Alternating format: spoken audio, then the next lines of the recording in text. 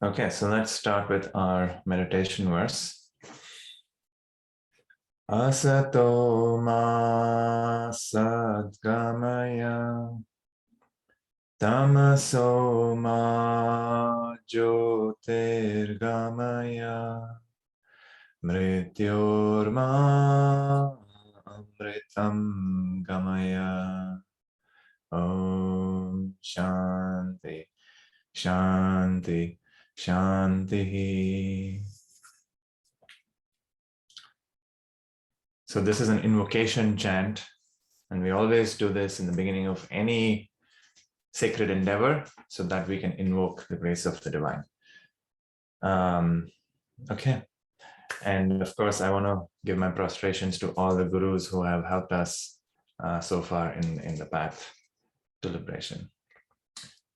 All right, so in last class, we stopped at this place where we were talking about the jiva, which is this limited identity that appears moment to moment, and it's something that is created. It's not something that has a fundamental reality and a separate existence by itself. It's something that we have to momentarily create. And why does it happen? It's because of Maya. Maya is the cause of ignorance, and Maya is the sort of has this property of concealing our true nature, which is essentially ignorance. Because of ignorance, we don't know who we are. And because of this concealment, we project false ideas about who we are. We think we are the mind, we think we are the body, and we, all of our desires and all of those things are projected into the world. And the world appears as real. So that's where we were, and we're going to continue down this concept of jiva and the world, jagat. Any thoughts or questions about what we've covered so far?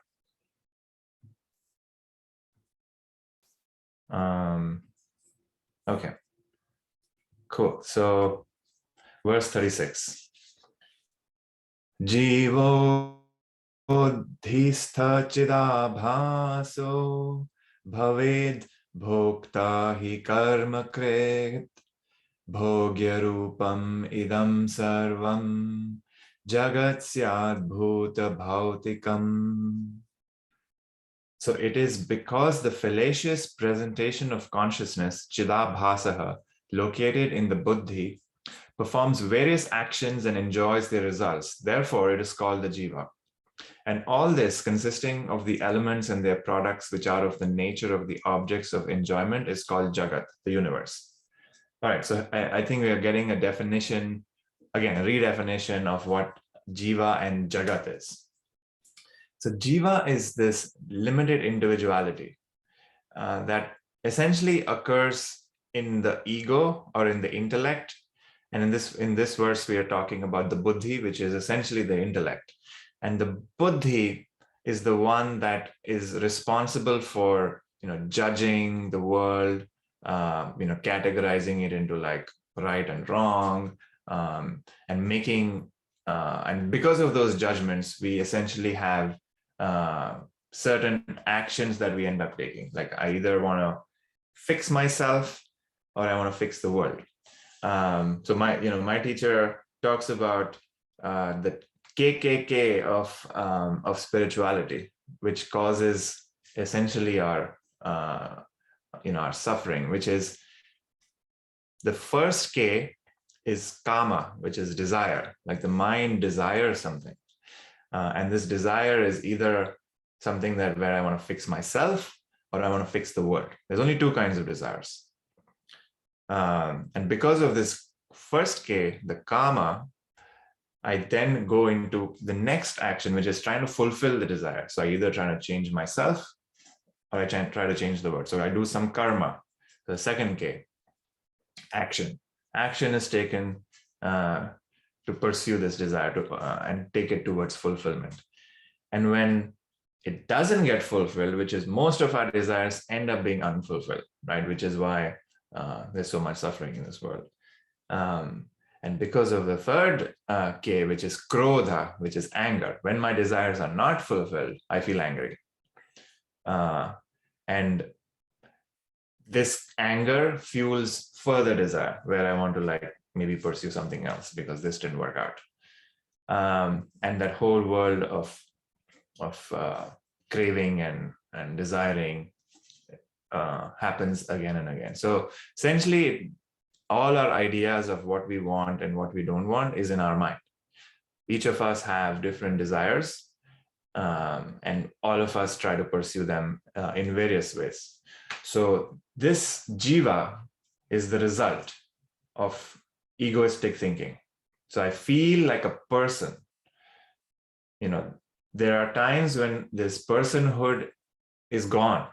So, when you're really engaged in work, when you're having, an awesome time with friends, when you're taking a walk on the beach, you're watching the sunset, in those moments, there is no jiva, because you're so engaged in what is happening that you don't feel like a person. You just are lost in the experience. And when you get identified, when there's a trigger, this jiva appears. An example my teacher uses when we're in class is, if you're all sitting in a room together, he asks everyone to look at a particular person. So if I say, everyone, look at Steve, look at his, face, see if there's any food particles on his face, see if there's any food stuck in his teeth. Like those things trigger self-consciousness, where you get a little identified. And in those moments, this jiva has thickened, where it suddenly appeared and you feel a lot more conscious. And then, in moments when you're engaged in work, this jiva thins and you're no longer self-conscious. So this jiva is something that, rises and falls. It's not a constant. And if you go into the nature of this jiva, you'll realize that it's essentially just imagination. And if you look at this jiva, it's held together by thought. It is not something that is separate and has a separate existence. We just believe that we believe in the thinking that the mind creates. Okay, so this is the jiva. And then the second thing, which is the jagat. What is the jagat? There's this word called jagat, which essentially means universe. It is, all for a subjective person, my universe, my experience of this universe is very different than your experience of the universe, because my experience of the universe only illumines the objects which I perceive, and I perceive objects based on my own desires. So, I may, I played tennis last night. So tennis exists in my world. But in somebody else's world, that does not exist, because that's not in their mind. So based on your own desires and your own objects and your own cravings and vasanas, your universe is created. And we use this word bhogi here, which is essentially the enjoyer. Or actually we use bhogya, which is, the objects of enjoyment. But what does that mean? There's an implication here where there are some objects in the world which I find joy giving and joy producing. Whereas there's some objects which you find joy giving and joy producing. And those are the objects which you will pursue. And those are the objects which will be very important in your life and in my life. And they can be completely different objects. But that is the world.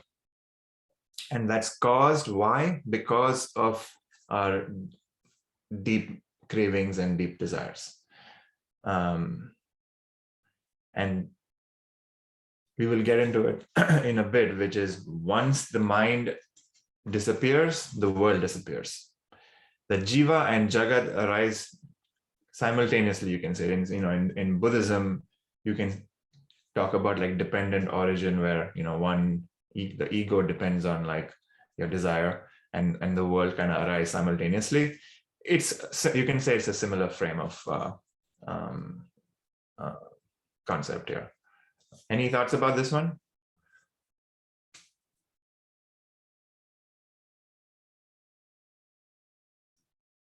Okay, let's do the next one. Anadi kalamarambhya mokshat purvam idam dvayam vyavahare sthitam tasmat ubhayam vyavaharikam. So these two, dating from time without beginning, have only empirical existence and exist till one attains liberation. Therefore, both are called empirical. So these two here, which is the jiva and the jagat. So both of them exist from time without beginning. So, it's interesting where, something has existed forever. That's essentially the implication here, that this ignorance or these two limiting factors, they exist from the beginning of time. And so there's a doubt which exists, which is if something has existed since the beginning, is there a chance that it can end? Right? Like, if something has existed since time immemorial, will it ever end? And the answer to that, it can. So an example that you can think of is, if you don't know, let's say, a language, like you may not know how to speak, Swahili. And then I ask you the question, since when have you not known how to speak Swahili? And you would say, well, since forever, I've never known.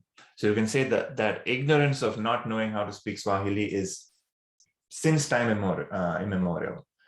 But it can end. So if you go to a class, if you start to learn Swahili, you take lessons, there's a moment when you can say, yes, now I know how to speak Swahili. So there is an end to ignorance, even though it has existed forever. So similarly, in this case, the jiva and the jagat, which are false imaginations of the mind, they can have empirical existence for the jiva. So I can say, oh, how can you say the mind does not exist? I experience it. How can you say the world isn't real? I experience it. And that is true, because while we are in ignorance, we can say it is true, because all of our experience is from the frame of reference of ignorance itself.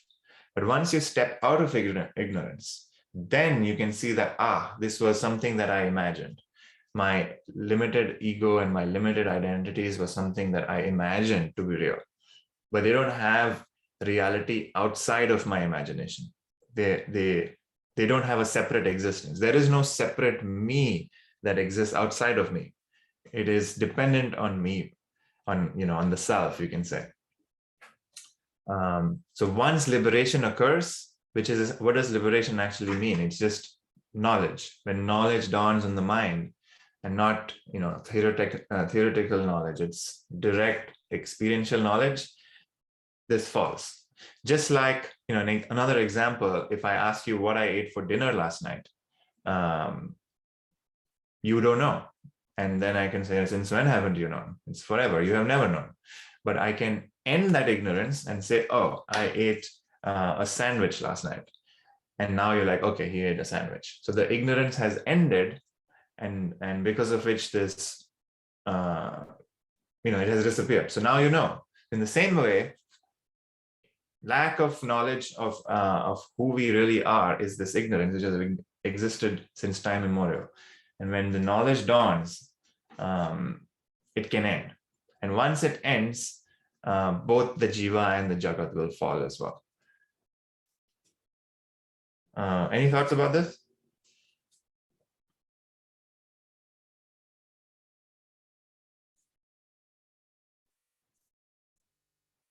All right, let's do the next one.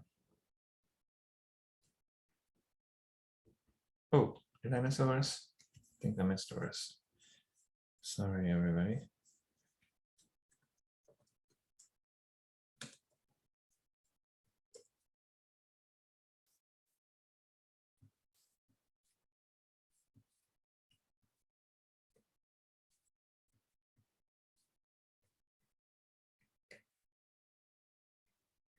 38. I will read it out since I don't have it here.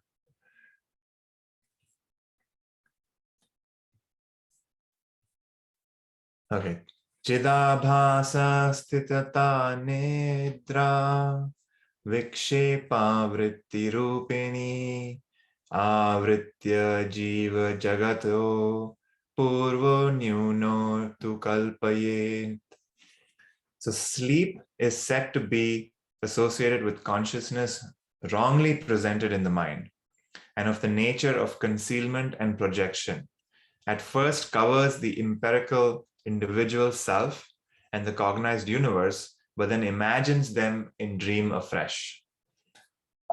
Okay, so here we're talking about our experience of sleep. So sleep can mean two things. We can have a sleep while you're awake, and we can go to sleep and have a dream experience. So you can take sleep in both aspects, but we're talking about what happens in sleep. So in sleep, essentially our real nature of who we are is hidden from us, right? That's the first step.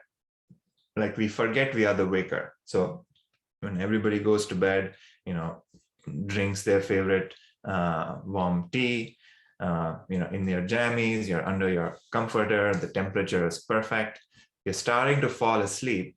And in moments when your sort of waking experience is starting to disappear and your mind is slipping into sleep, what's happening is the mind has lost touch with the fact that you are the waker, and it goes to sleep.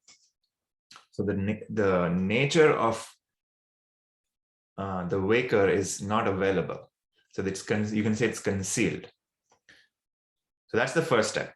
That always happens. And then the second step is that because the nature of the waker is concealed, you start to project a different experience, which is now you have a dream experience, and you have a dream body, you have a dream mind. You may be a completely different person in a dream, right? You can all have a very detailed dream experience. And that is this imagination that occurs. And when you look at it from the Maya, the nature of Maya as well, it's the same idea, where there is this concealment where I don't know who I am. And because of this lack of identity about who I really am, I project false ideas. And the same thing is happening in the dream too. It's all sort of the cause of ignorance and the cause of dreaming. They're all the same, which is that I don't know who I am. And I project false ideas on that lack of knowledge. And that's our dream universe. So the dream universe that exists can be diverse, varied. You have a lot of detail, very vivid, but it's false. And what happens when I wake up? That entire dream falls, and I realize that, oh, it was a dream. So the waker has this experience that the dream was false. So we're kind of describing this state of sleep here, and I think we will continue that in the next verse, which is verse 39. Any thoughts about verse 38?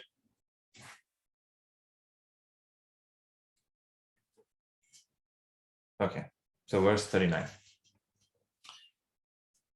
Pratiti kala etaite sthita tattvat pratibhasike nahi swapna prabuddhasya puna swapne stitistatyo. So these two objects, namely the perceiving self and the perceived world, are illusory on account of their having existed only during the period of the dream experience. It is because no one after waking up from dream sees those objects when one dreams again. Okay. So we're talking about Jiva and Jagat, continuing to talk about that experience, but from the perspective of the dream state, the dream Jiva, which is my dream identity and my dream ego, that exists, and this dream universe exists too. So we have this imagined Jiva in the dream and this imagined Jagat in the dream. Both of those have been created. And we can clearly see that those are illusory when we wake up, right? So maybe while we're experiencing the dream, we may take the dream to be extremely real. We may have like dream emotions. We may have, all of the things that are going on in the dream may appear absolutely real to us. But it's very clear that when we wake up from the dream is gone, right? Like the experience of the dream just goes back into the mind, and it's no longer available for perception. And at those moments, it's very clear that, oh, wow, what a vivid dream. I imagine the whole thing up. And we don't see that, let's say I imagined being in, Europe in my dream, but when I wake up, I don't have access to that anymore. I can't go to the dream and let's say there was like I was eating like, I don't know, something in the dream from Europe. I don't have access to that anymore. I cannot go back into the dream and say, oh yeah, that was, it tastes in this particular way. Or if I was hungry in the dream, that hunger is no longer accessible to me in the waking world. Or if I was extremely satiated in the dream, that satiation is not available to me in the waking world. So those objects they don't translate. So it's very clear that the dream was imagined. In the same way, we will see, there's this recursive experience of this world, the waking world. So we will now compare what is the similarity between the dream experience and then the waking experience. And that's going to be the next verse. Any thoughts about this one?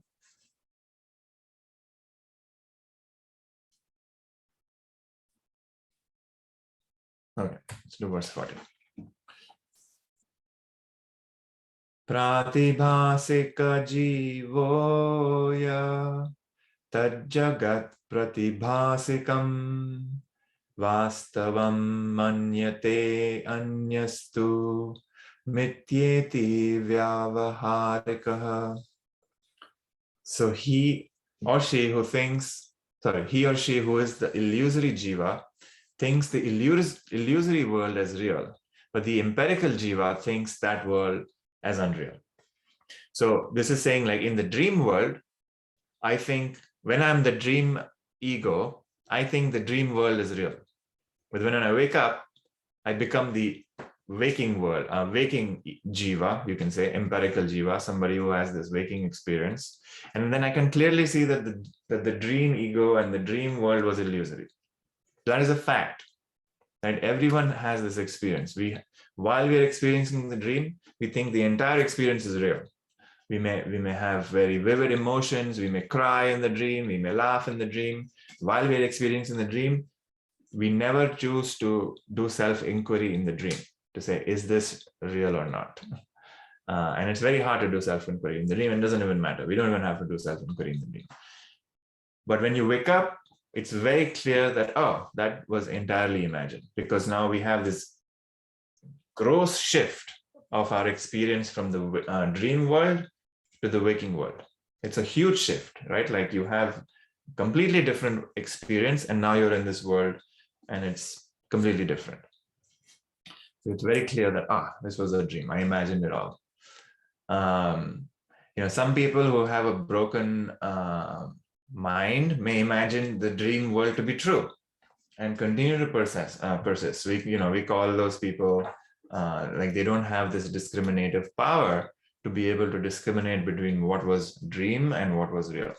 So, think people who have schizophrenia, for example, or like some sort of mental illness, they don't have this discriminative power. That's the only difference. People who are on the normal spectrum that we consider normal, we just have a better discriminative mind where we can discriminate between what is real and what is not. Any thoughts about this? So that's our, this is an experience that we all have, which is when we wake up from a dream, we can immediately negate the dream and say, yes, it was not real. And now the next question is like, okay, what happened? Like, how can we negate this waking experience? And that's the subject of the next verse. Praneet, so could you expand a little on it? So when I hear empirical, I think of like a a practical or experiential Yeah. type of thing.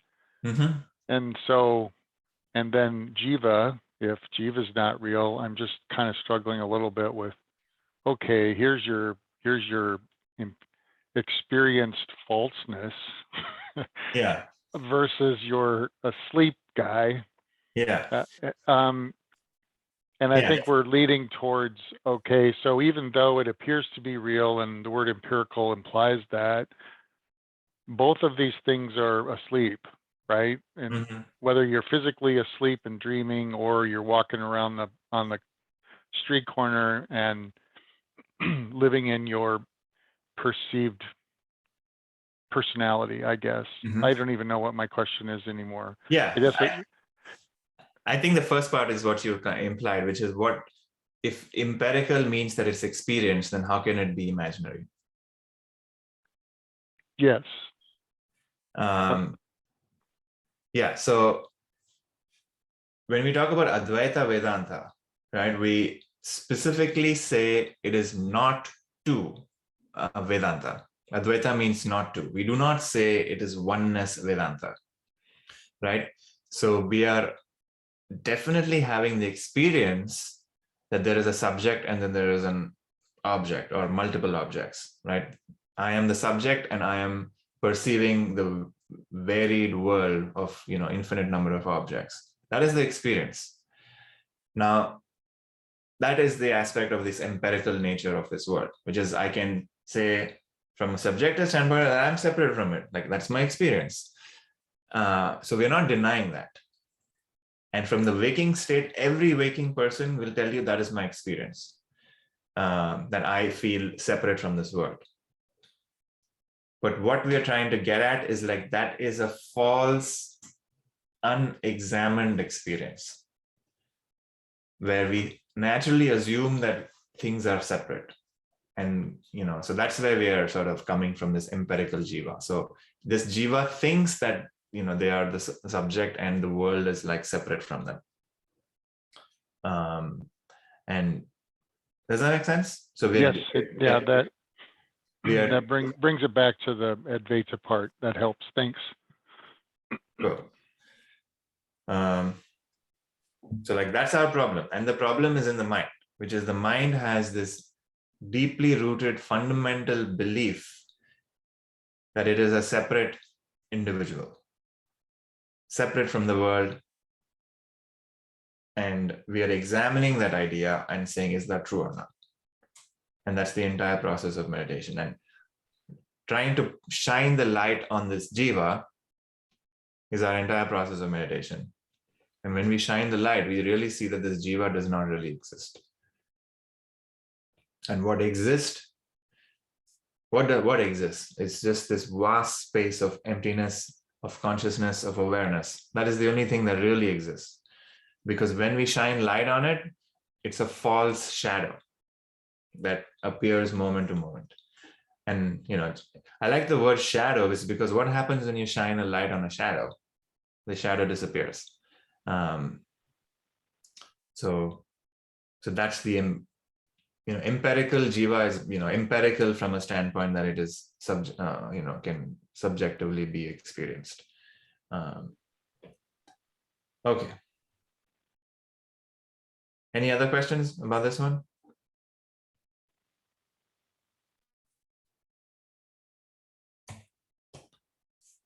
Verse 41. Vyavaharika jivoya tajjagadvayavahikam satyam pratyeti mityeti manyate parmarthikaha. So he or she who is the empirical jiva sees this empirical world as real, but the real jiva knows it to be unreal. So now we're getting like one level closer to our true self, or like, our real nature. So this empirical jiva, which is this person who is the waker, sees the waking world as real. So like, 99% of human beings live with this understanding, which is this world which I experience is real. how can you say my desires and my vasanas are like unreal, and like the world that I experience because of that is, unreal, and all of my struggles are unreal? It's definitely real. That's my experience. But if you can touch the witness, which is what the real jiva here is, paramarthika is like, the parma is like the greatest, or like the best. So like in this case, which is like the real jiva. And this is, still an ego state, which is I am the witness. It's still a jiva because it's a thought which appears moment to moment. So, what we're doing in our meditation too is we are noticing that I am the witness, and that can appear as a thought about the self. And, that is better than identifying as this empirical jiva, where I think I'm this limited individual and I have to fulfill my desires because that's where happiness is. The world has happiness. That's like my understanding. And we're shifting from that to saying, oh, actually, I am a witness. I'm a witness. But even this is still a thought, and still a jiva, which is it's still a mind state, you can say. And this mind state knows that this other sort of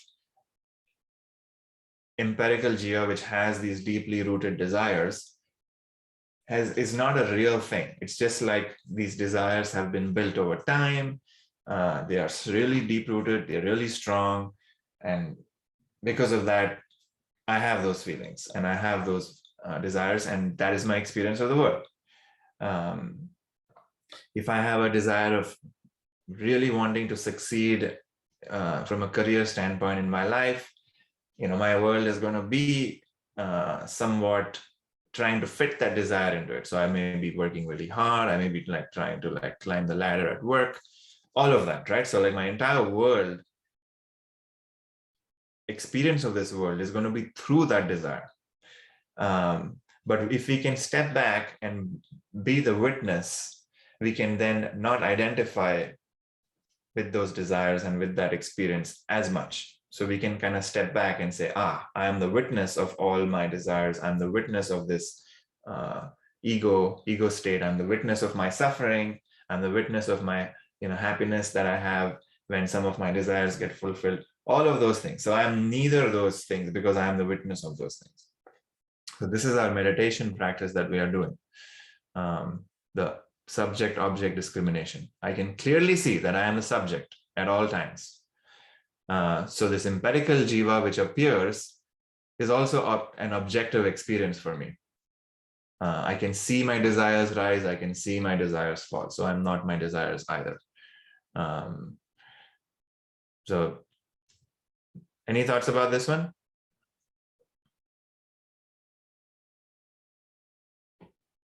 Okay, so now we're finally going to go into, so these are all pointers, right? So we're kind of coming back. We took a full circle about, how does the mind appear? What is the cause of the mind? What is Maya? And then we're talking about what is this world now? And this world has different levels of experience. We have a dream world. We have the waking world. We have a psychological world. Right, so we have this psychological reality that we can live in. So we can sleep while we are awake, where we are completely lost in our own psychological thought.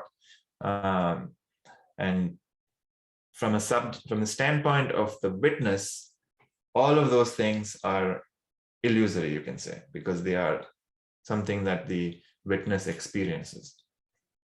And what we're looking for is real with a capital R, which is it does not change. Anything that changes, anything that rises, anything that falls cannot be real with a capital R, because it has limited existence from a standpoint of time, space, all of those physical dimensions. Okay, let's do the next one. Paramarthika jivastu brahmaikyam paramarthikam pratyeti vikshate nanyat vikshate tvantrida atmana. But the paramarthika jiva knows its identity with Brahman to be alone, real. He does not see the other. If he sees the other, he knows it to be illusory. Okay, so we are now given this term paramarthika, which essentially means the real jiva. And it knows its identity with Brahman. So the witness, which we were talking about, like the witness always knows that it is Brahman itself. At least the thought, at least the knowledge that we are all given is that you are Brahman, you are the witness, you are witnessing consciousness. So these are thoughts.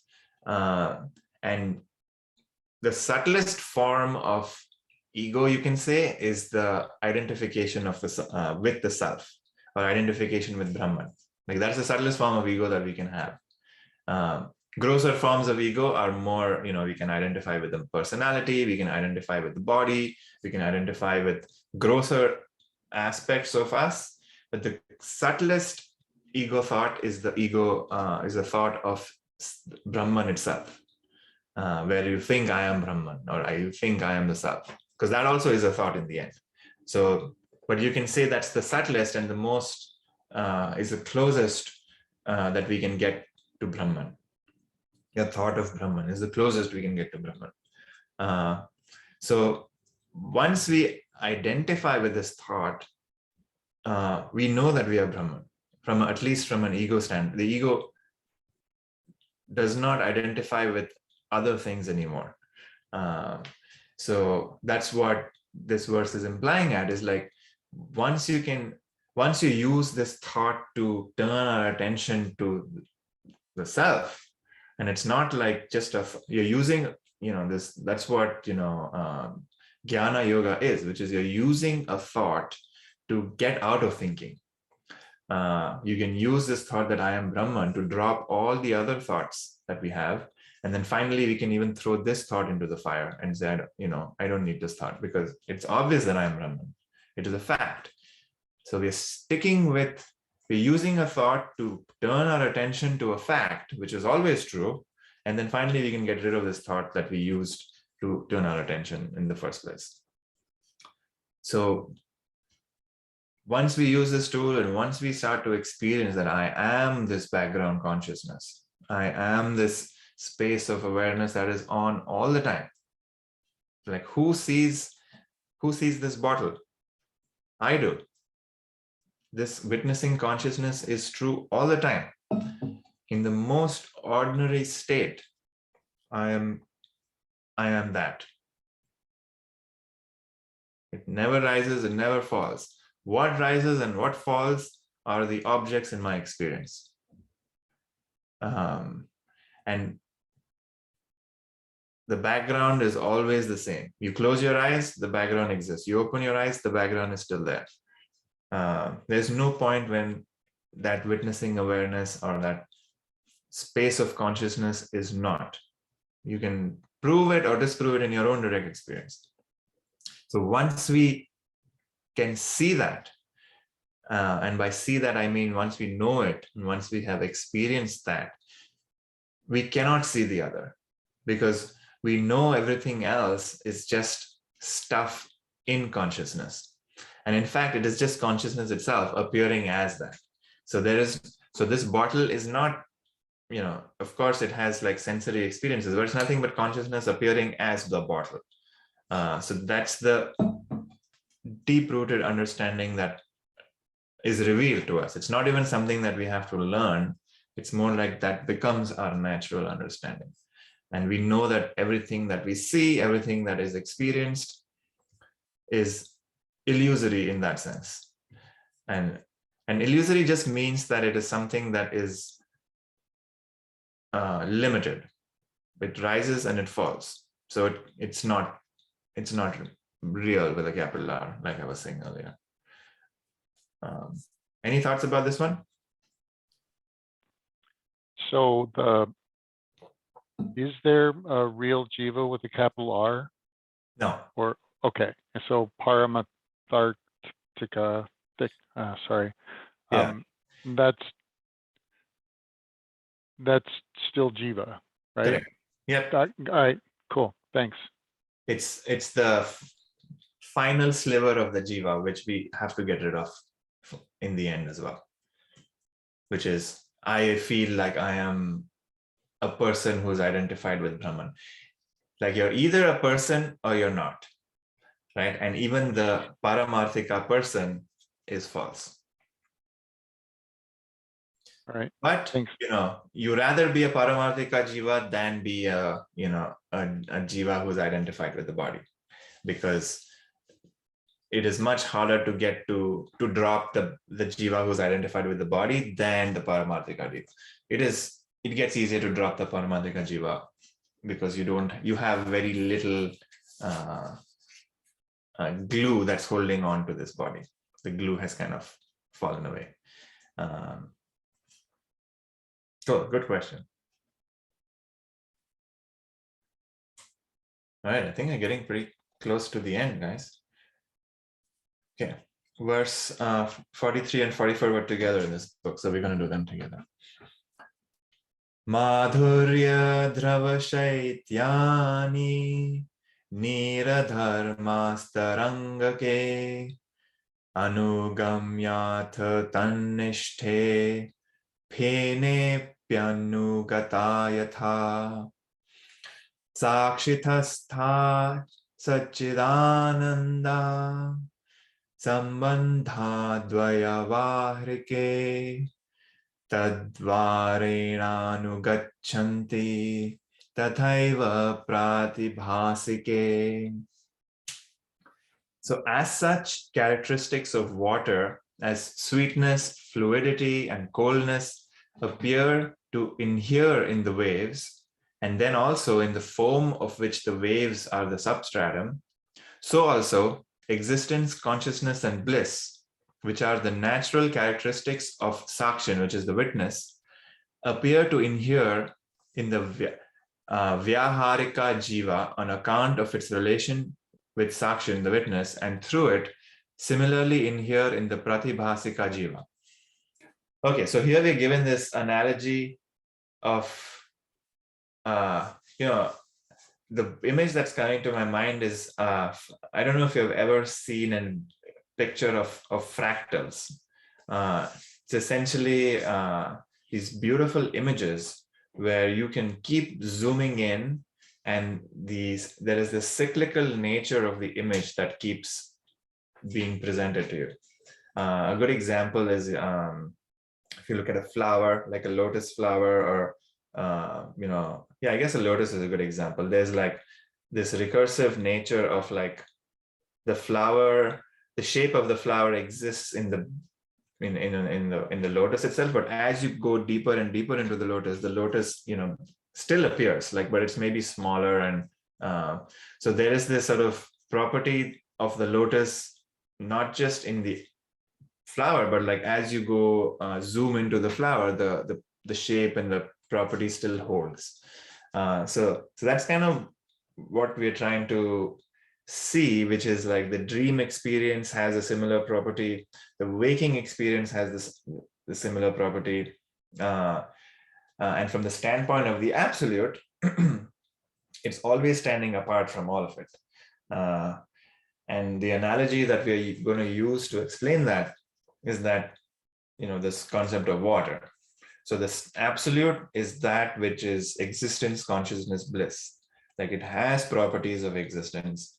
Or you couldn't even say it has properties of existence. It is existence. So if I ask you, are you you? You'll be like, yes. Like if I ask you, do you exist? Hell yes. Nobody has the doubt that they don't exist. If I ask you, are you conscious? Are you aware? Can you experience things? Yes, no doubt. And then the last one that, are you blissful? Definitely people can say, I'm not. But you can say that no sorrow goes there. The sorrow of the body, the pain and suffering of the body is limited to the body. The pain and suffering of the mind is limited to the mind. The self, the witness, is kind of untouched by pain. It can, we can be aware of pain. We can definitely experience pain, and it is painful because the feeling is strong and powerful. But the self never changes because of that pain. So you can say it's free from pain. And that's like, in the beginning, we can translate bliss as that, which is it's the lack of pain.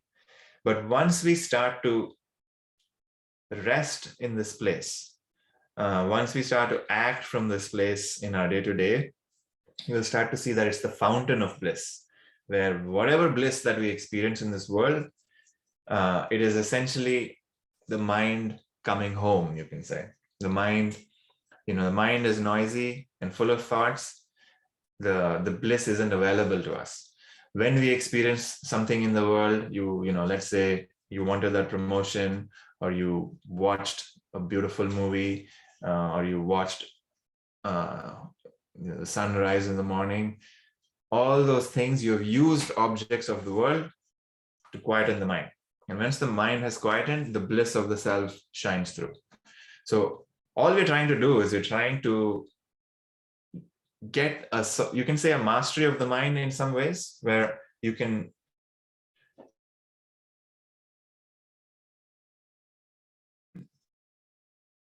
let go of the mind, reduce the volume of thoughts of the mind, because once that happens, we are naturally blissful. That is the nature of ourself. We are naturally blissful. It's just that the mind comes in the way. So once we kind of have a little control over the mind, or a little, or actually what happens is like the mind essentially loses its fundamental reality in itself, where it doesn't think it's real anymore. So it doesn't present to us ideas that we think are real. They're just, clouds passing by. They don't grab our attention as much. So once that example, ocean and the water is like a very commonly used example that we have in the Vedanta, and essentially in yoga and in most practices that talk about spirituality. So water has, this quality of, sweetness, fluidity, and coldness. That's the property of water. And when you're, let's say surfing in the ocean, you're trying to catch a big wave. The properties of fluidity, coldness, and sweetness, they are also in the waves, right? So you can say the waves have properties of sweetness, fluidity, and coldness. And then when the waves crash, they create foams, right? Like bubbles, and you can see like this foam on the surface of the water when the waves are crashing on the beach. And you can say the foams also have properties of like coldness, fluidity, and sweetness. So what has happened? Water has risen due to like the gravitational pull of the moon or whatever, and the spinning of the earth, and that's caused waves. And these waves have crashed and they have created bubbles. So somebody looks at the bubbles and says, oh, wow, these bubbles are like separate from the waves, like they're an individual thing. But in the end, bubbles are nothing but waves, and waves are nothing but water. So like, can a wave have a separate existence from the ocean and the water? No, the wave is the water appearing as the ocean. And then bubbles is nothing but the wave itself. They definitely look different, they definitely feel different, but its true quality of the bubble itself, which is nothing but like a water-filled, air-filled thin film. The film has the same properties of water, which is like they are cold, they are fluid, and they're sweet in this case. So once we start to see that the properties of water transcend the bubble, the wave, and the ocean. right? In the end, the ocean is also just water. So like that is the real material of the world, which is the world of water. And in our case, the material of this world is existence, consciousness, and bliss. So there is no place where existence, consciousness, bliss is not. It's just that it appears as, my body, appears as my thoughts, appears as my feelings, appears as physical objects. But in the end, they're nothing but consciousness, which is the substratum. So the substratum of everything is Brahman, is the self. And in the self exist these different objects, which are nothing but Brahman itself. They just appear as, the objects. Just like the waves, the bubbles, the foam, they're nothing but water. They just appear as these different objects. There's a slight difference in the analogy, because you can say that the water has undergone some sort of a change and now it appears as bubbles.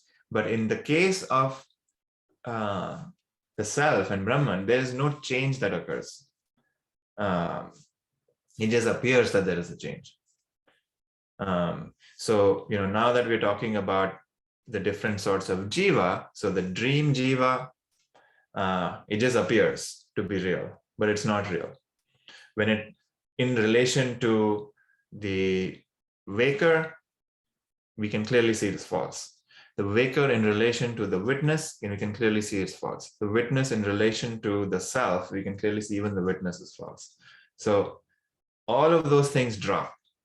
And it is hard to directly come to the self, which is why we have these processes of negating things that are much grosser to negate. And once you have negated the grosser aspects, we can start to get to the subtler aspects and then drop even the subtler aspects. So that's the process that we go through. We start with something gross and we keep moving to something subtler and subtler and subtler, and drop even the idea that I am Brahman. Like in deep sleep, you don't have the thought that I am Brahman. That also is an ego-created idea. So even, in some books, we come to the end and we say the teacher isn't real, the Vedanta isn't real, the scriptures isn't real either. All that is real is I, aham, consciousness. That's the only thing that can be true. We start out with the fact that, I don't know who I am. And I think I know what the world is. And then when we get to the end of this work, we get to a place where I only know who I am. Everything else is a mystery.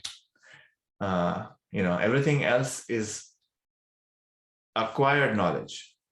But the knowledge of I is the only thing that we can absolutely experience. The knowledge of the material of this bottle, which is external to me, I don't know. Anything else, in fact, I don't know. The only thing I can experience is I. I experience the world through I. So that's this process that we're on, and that's the journey that we're taking. Any thoughts about this one?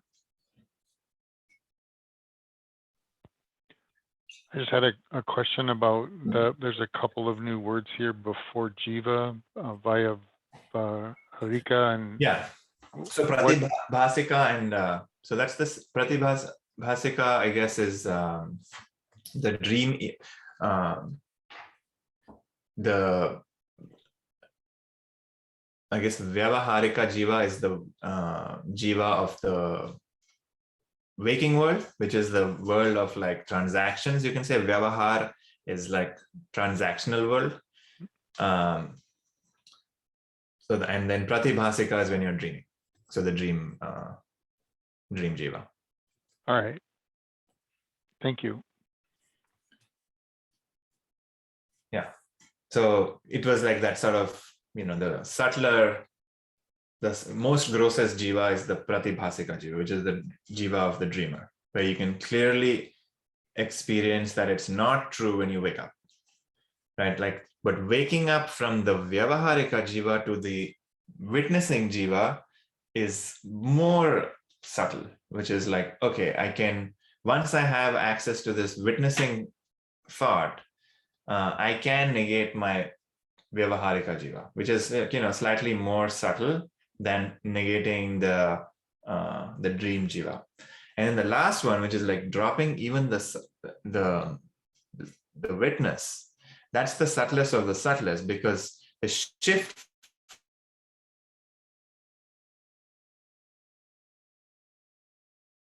the growth different world, and you wake up, you're like, okay, I can clearly tell that the other world was a dream. But the shift from this waking world to the world of Brahman is very subtle, because we still perceive this world, right? It's not like the world disappears for us. It definitely disappears in nirvikalpa samadhi, which we spoke about in the past, where the knower, knowing, and known merge, and then while in meditation, this entire world disappears, but then it reappears. So while we are in this world is still experienceable to us. It's kind of like the example we use is we're driving on the road, and in the distance we see some water. We see the whole road is flooded, and we may think, oh wow, shit, the road is flooded, I need to find a different path to get to where I'm going. But then as you get closer and closer, you realize that, oh, it's just a mirage. It's like the reflection of the distant buildings on the road, and that appears as water. But that doesn't, once you have that understanding that it's not water, does not mean that the water disappears. We still perceive the water, but we know that it is not water. And we continue driving with confidence that you're not going to go into water, right? In the same way, after realization, this world is still perceived. So it's not that, I don't see a building, I don't see the monitor. It's that I see the monitor and I see the building, but my knowledge of what it is that it's consciousness appearing as the monitor, appearing as the building. And it has no power to confuse me. I would actually go as in further and say the thought of it confusing me or it providing a false thought is gone. So the mind does not even have the capacity to confuse me, because the mind itself has dropped. It's like saying, what's a good example? Like when you were a child, you considered your toys the most important thing. And maybe you have a box in your home with your old toys, but if you ever see them, they don't have the power at all to take hold of you. Before, they meant the world to you, where you needed the toy, needed that toy soldier, or whatever you played with. But now they just don't have the capacity. Like it's like the seeds cannot sprout anymore. They have been burnt. So even though they appear, even though I can see a seed, but they just don't have the capacity to grab at me anymore. That's what happens.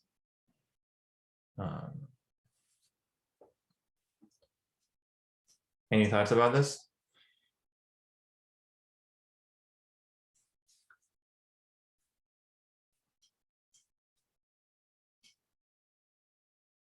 Okay, I think we have 2 more, so maybe we can finish this book in this class.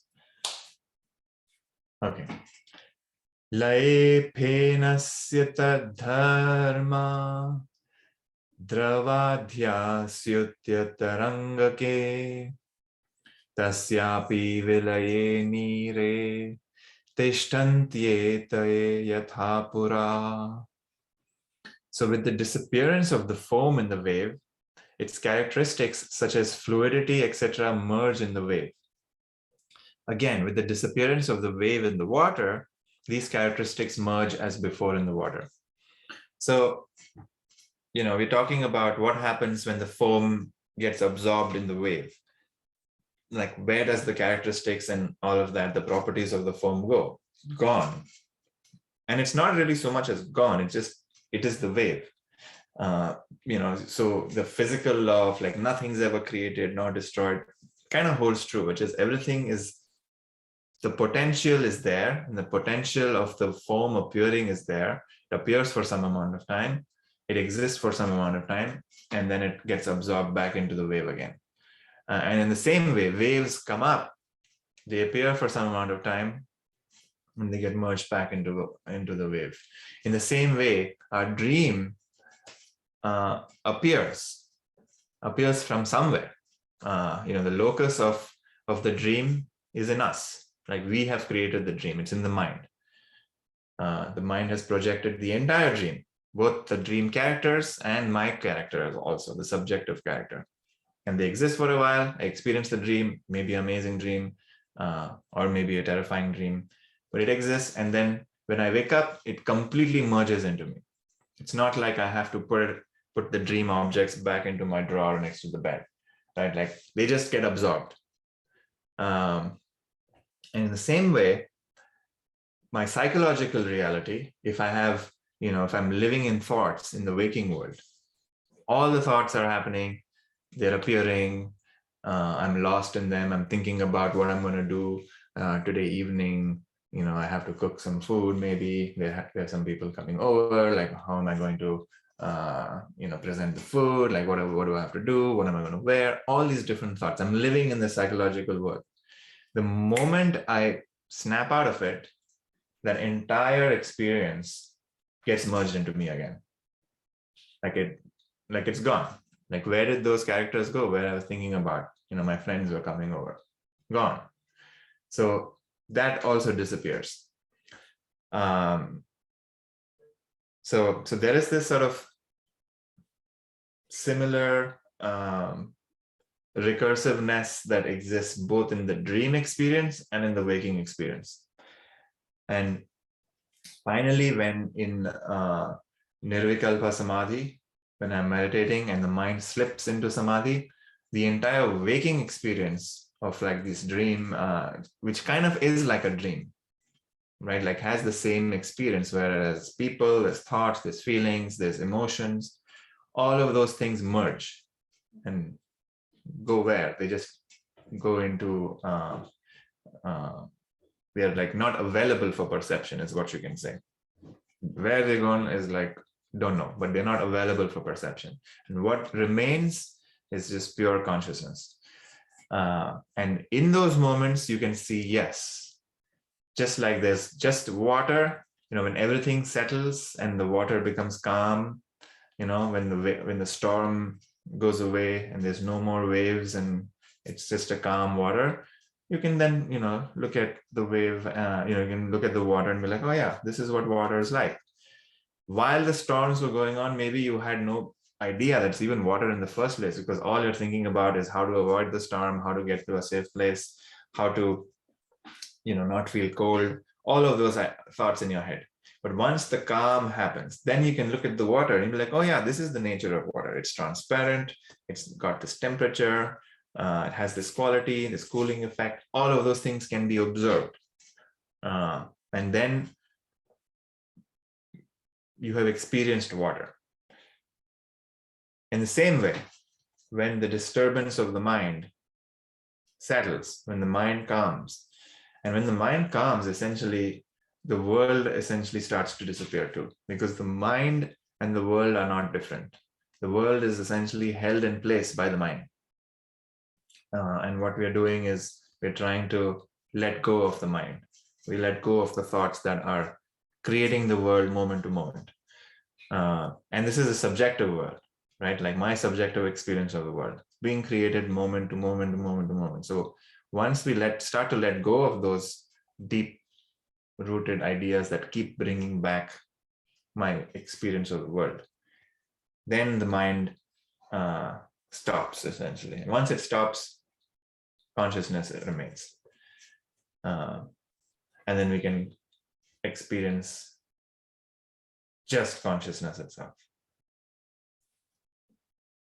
Okay. Any thoughts about this one?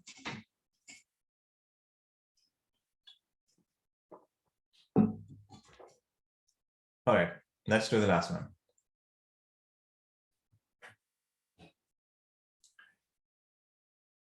pratibhasika jivasya laye vyavaharike tallaye satchidanandaha paryavasyanti sakshini. So with the disappearance of the pratibhasika in the vyavaharika jiva, existence, consciousness, and bliss, which are its characteristics, merge in the vyavaharika jiva. When that also disappears in sakshan, these characteristics finally merge in sakshan. Okay, so sakshan is essentially the word we use for witness. So in the dream state, when the dream state disappears, the nature of the dream also has existence, consciousness, bliss. Because in the dream, we don't lose that. We still say, I am in the dream. We still experience a world. We still experience emotions. In the dream, we may still have dream desires. We may still want to pursue certain desires in the dream because we think there's happiness in those desires, right? All of those things are true even in the dream. In the dream, you can still say, I am, I exist, and I shine. Like that is still true in the dream. You may not have the capacity to investigate the nature of what this I is, but those properties are still true in the dream, which is why you can experience the dream in the first place. Now, when you wake up, the I-ness of the dream, you can say, is not necessarily, does not disappear. It's just that all of the dream world gets absorbed into the waking state. And you can then reflect the vyavaharika jiva, which is the waking jiva, can then reflect on the dream and say, oh yeah, the dream was like this. I had all these like experiences in the dream. I had all these desires. And you can reflect on that. Why? Because there is this continuity in the dream and the waking state. And the only thing that is continuous is this I. Because I was the one that experienced the dream state. I is the one that is experiencing the waking state. There is this continuous, which is why you can even say that I experienced a dream state. The same I, when it realizes that it is a witness to it all, in meditation, I am the subject, I am not the object. When we are sitting in meditation and doing subject-object discrimination, we can start to negate our waking experience too. So we are in the waking state, we have the waking world. I close my eyes, I close my, my ears are like, I'm in a quiet place, not much smell, I'm not really, eating anything, so there's no taste in my mouth. So you're not touching anybody. Essentially, you are trying to eliminate sensory input into your physical senses, at least. And what that's doing is it's causing the external world to disappear. And then what happens? Your mind gets activated and you start thinking about all the different things that you want to eat and touch and smell and taste, right? So like your mental senses start getting activated. And then what you're doing with that also is you're negating those senses, and you're not so much even negating, you're moving your attention away from them. And the lack of attention on those senses, the senses also start to drop. You can say this, the mental inputs also start to drop. And finally, what remains is the sakshan, which is the witnessing consciousness. And this is sakshan with a capital S. So this is the real sakshan, and not just the thought about the self, which is I am the witness. This is the witnessing consciousness itself. And this sakshan is the only continuous thing that exists across all experiences. So this I, in Mandukya Upanishad, we call this the fourth state, the Turiya state. And it's not really a fourth state. It is just I that transcends all the three states. So it transcends waking, dream, and deep sleep state, because it's the only thing that ties it all together. It's the same I that's experiencing the waking state. It's the same I that's experiencing the dream state. The same I that's experiencing even the deep sleep state. So, my teacher loves to use this visual analogy, which is, if this is this is the I, the self, shining, and this is the mind. This is the waking state where the mind is active, experiencing the waking state, and then mind goes to sleep, and then starts projecting the dream state. So the mind is now experiencing the dream world, dream experiences, and then it goes into deep sleep. So mind is like completely, curled up, and it's in its seed form. And then finally, when it meditates and has, nirvikalpa samadhi, the mind disappears. And the only thing that remains is the self. And at this point, there is no thought, no experience, nothing at all, only pure consciousness. Then the mind returns. And then the mind has the experience, oh my God, there is nobody there. The mind is unreal. Because the mind is something that is created moment to moment. And the next time the mind comes back after this experience, it has a firm, rooted understanding that it's unreal, that it is not a permanent separate entity, that it just comes and goes. So that's what finally happens. And that transforms the mind. So the self is ever free. Remember that. The self does not need to be realized. It's only the mind which has the problem. And then finally, when we get realized, we realize that mind was always unreal to begin with, which is why we hear things like self-realization isn't real, or like, who is it that wants to meditate? All these different, I would say, closing ideas that are given to us at the final stage, because in the end, we even have to give up meditating itself. And that's not to be done too soon, because a lot of people get to that place very early in their journey and they're stuck for a long time because they haven't done the work of removing the vasanas that hold the mind in place. So the mind never really gives up, even though they may have an intellectual understanding that, yeah, the mind is unreal, but it doesn't fundamentally change their life. So keep meditating until this, there's a gracious moment where the mind slips into samadhi. And in those moments, all doubt is clear. So one way to essentially check if you need to keep doing practice is that if you have doubt. If you have doubt about what? Doubt about who you are. Do you know who you are? If I ask you that simple question, do you know who you are? And if you still have doubt about who you are, then keep doing practice. Keep meditating, keep letting go.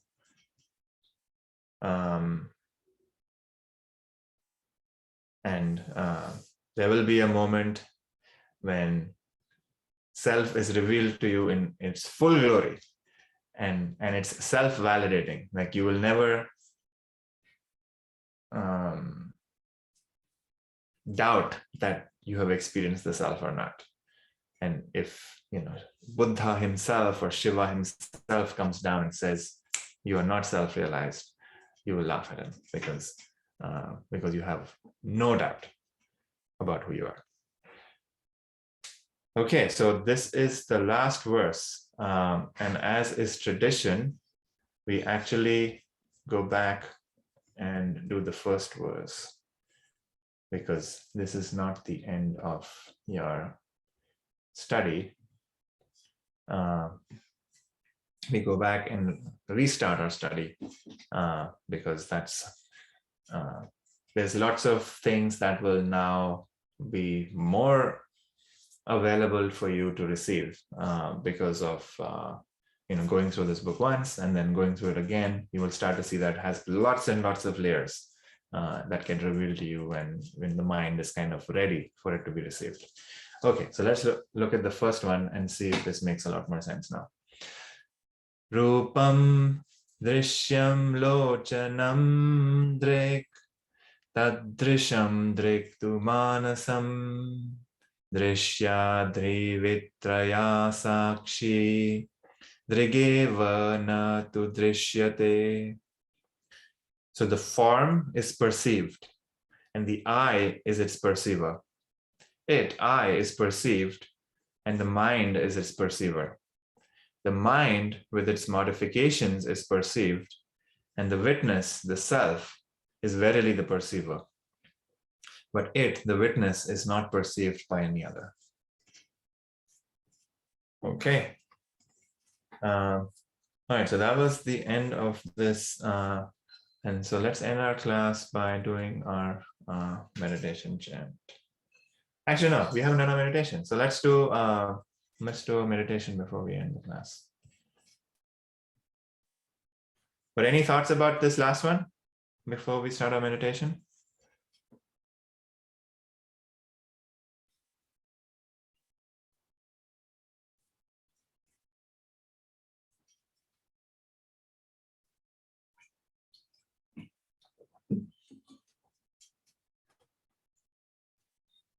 Okay. Cool, let's meditate. So let's start by sitting in a comfortable position.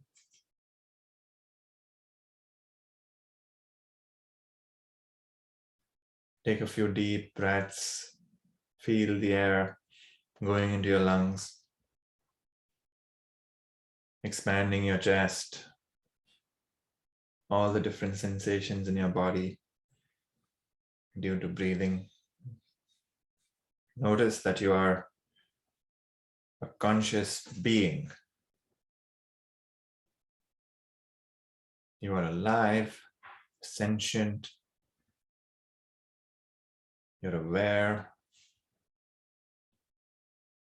You have this ability to pay attention to any part of your experience.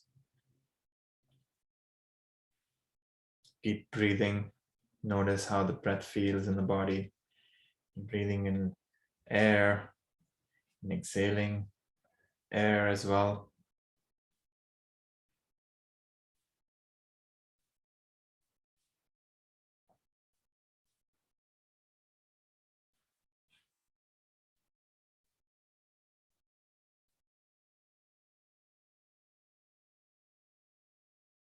You can notice that you always have this capacity to see that you are this witnessing consciousness, that you can pay attention to the breath, you can pay attention to the sensations of the breath in your body, you can pay attention to sounds that may be happening around you, my voice as well. All of those are in this awareness, various objects of the senses. If you have thoughts that are appearing, they are also perceived. Thoughts are perceived, sensations are perceived. If you're feeling any emotion, maybe you're feeling high energy, feeling low energy, that is also perceived.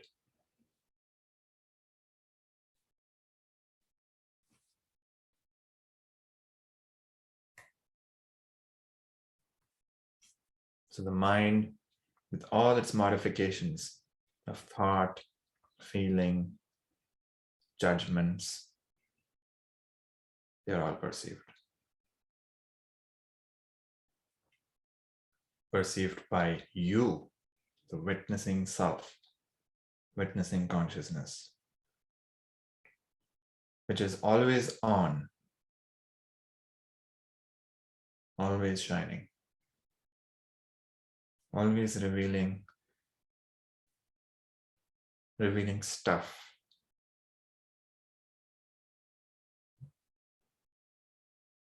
We can even notice that we are the witness.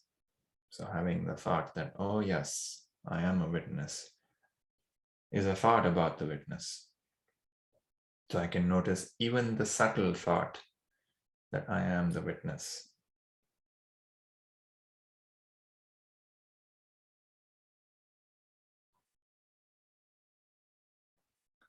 But the witness is not a thought.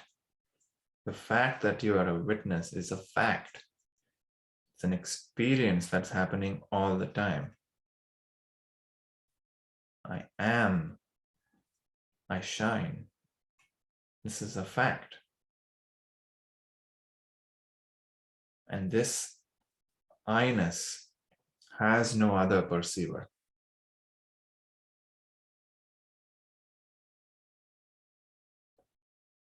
It is self-shining.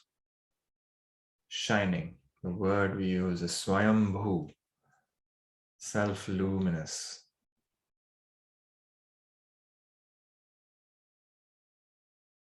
So we want to keep resting in this luminosity.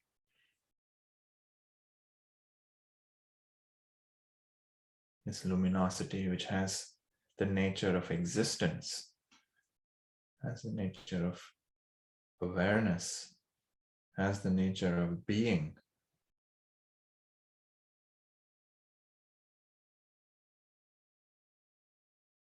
So keep letting the mind rest here by just turning your attention.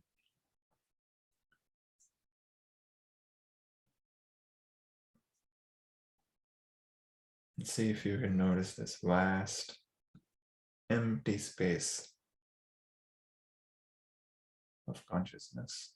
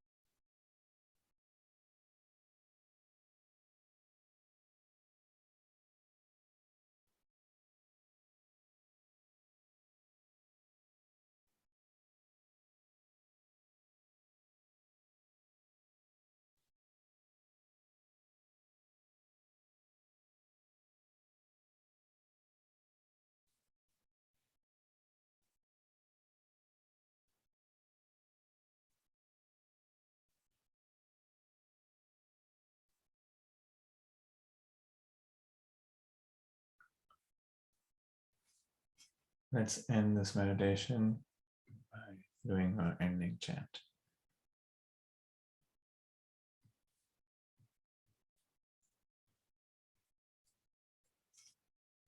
Yogarato va, bhogarato va, sangarato va, sangavihina, yasya brahmani ramate chetam, nandeti nandeti nandatyeva, nandeti nandeti nandatyeva.